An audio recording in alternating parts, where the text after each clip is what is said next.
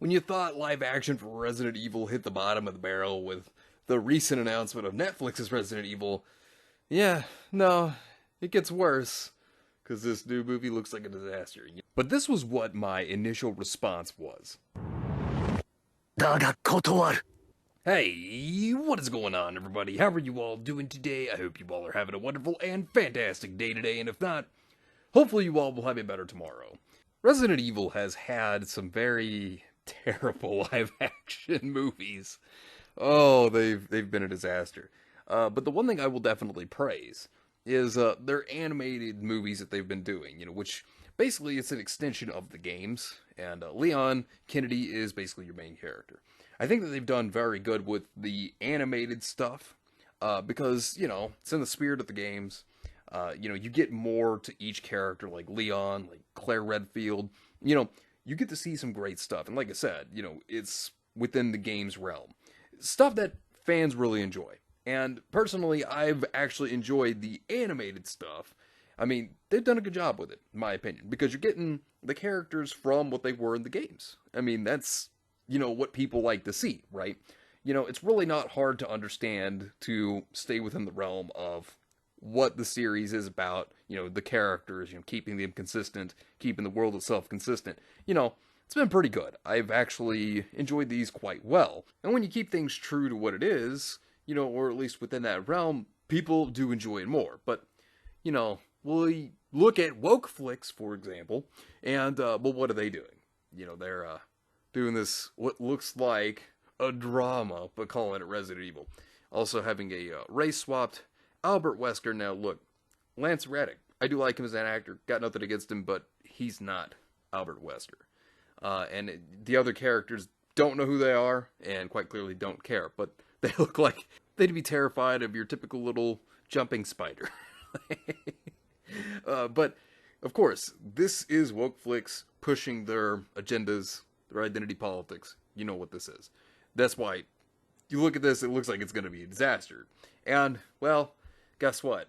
We got another Resident Evil movie now coming. It looks like a complete and total disaster. Like, this looks like some kind of low-budget film somebody's making. I mean, it looks terrible. Resident Evil movie teased. Director rejected actors who perfectly recreated characters. See, that's already a big problem right there. Looking at this article by Senkaku Complex, a couple screenshots from the Resident Evil Welcome to Raccoon City movie, not to be confused with the Netflix one allegedly containing a black Albert Wesker, have at last been released. And mind you, this film is coming out in the theaters, okay? Like, and now, there's no trailer. Like, these are screenshots. Like, and you just gotta thinking, wait, this should be like second trailer time, because this is just 2 months. I'm talking about November 2021. 2 months from when this comes out. And there's no trailer, and there's just screenshots. This is gonna come out horribly, and you know it is. Like, you know it.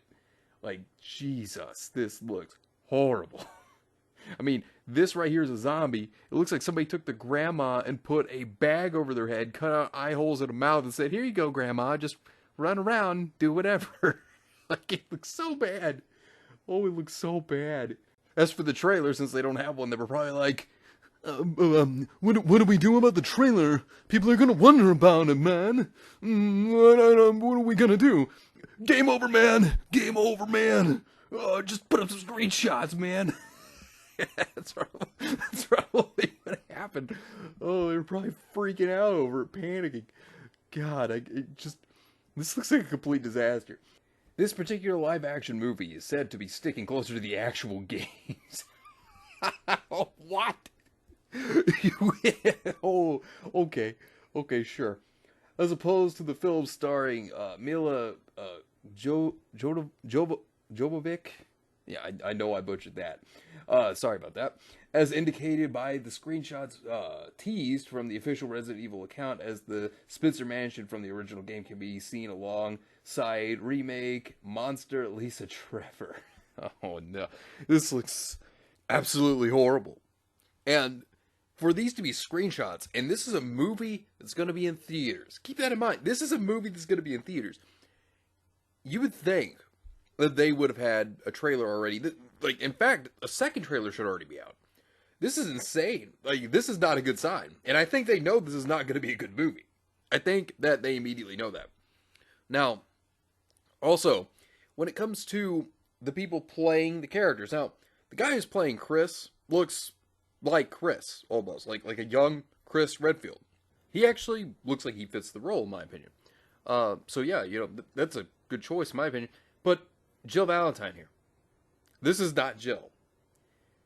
Which what this is it's changing the identity of the character, identity politics, which we're going to get more into in just a moment, which is a problem.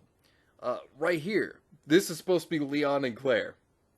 This is supposed to be Leon Kennedy and Claire Redfield. No, like, for one, this looks like a cosplay. Like, this looks so bad. Oh, and look, I love cosplayers. They're fantastic. I do. But this is supposed to be a big film. And this looks bad. And this is not Leon, and this is not Claire. This is not. Like I said, they're swapping the consistency of the characters that that you have invested your time into in the games, and they've swapped them around for identity politics. That's why they've done this. Which, like I said, we're going to get more into this. So this is what it continues to say. Sure to have some feelings sour, IGN had an email interview with the movie's writer and director, Johannes Roberts, asking him about the casting for Leon and Jill, with him responding that their cast is more diverse, and that he wanted to get actors more capable of emulating each character's spirit and energy, in the process turning out ones that recreated themselves perfectly visually as the character they were reading. That's absolutely stupid. It's so idiotic. Like, why would you do that? There are films out there where you've had people that have been able to look the part, or that they can transition them into the role of looking like the character, right? Robert Downey Jr. is Iron Man, Tony Stark. That's a good example. Did a great job. Looked just like him. You have Chris Evans, Captain America. Looked just like Steve Rogers. These are good examples. And so this guy decides, let's do it in the name of identity politics. Like, why? Jesus, man. The people are tired of this. They really are. IGN asks, can you talk about the casting of the roles of Leon and Jill and what you wanted to achieve with that? Now get ready, you're about to hear some really stupid stuff on this guy's part. So this is what he states.